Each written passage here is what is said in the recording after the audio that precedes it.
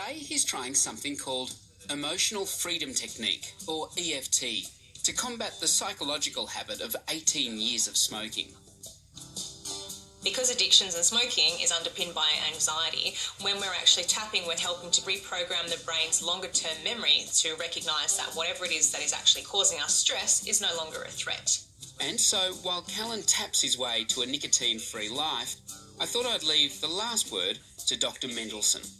So most smokers who succeed have tried and failed a number of times. But each time you try, you do learn something, and it gets easier over time. That is good to know, and it's great to see the numbers of smokers coming down over time as well. We know they're so addictive, don't we, James? But did anything really surprise you finding out and sharing that story? You know, I mean, we know so much about smoking these days, and I guess there's the psychological side of it as well. So there's the physical addiction to the nicotine, not the tobacco, but the nicotine.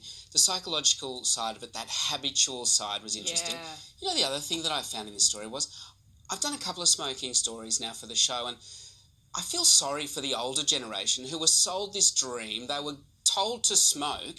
Now they're addicted. A lot of people would like to smoke and they to stop, and they just can't. Yeah. And now they're kind of becoming pariahs in society, you know? You've got to be around the corner and out of sight. Yeah.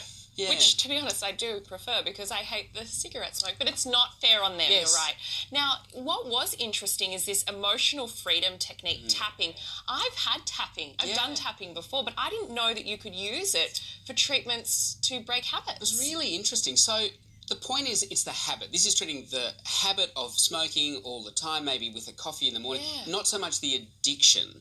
And the habit, so I did some stats, right? If Callan's smoking 25 cigarettes a day for 18 years, that's 165,000 cigarettes. Wow. If you're doing 10 drags a cigarette, 1.6 million times he's doing that action. That is so it's trying to break the it. habit of just doing that. Oh.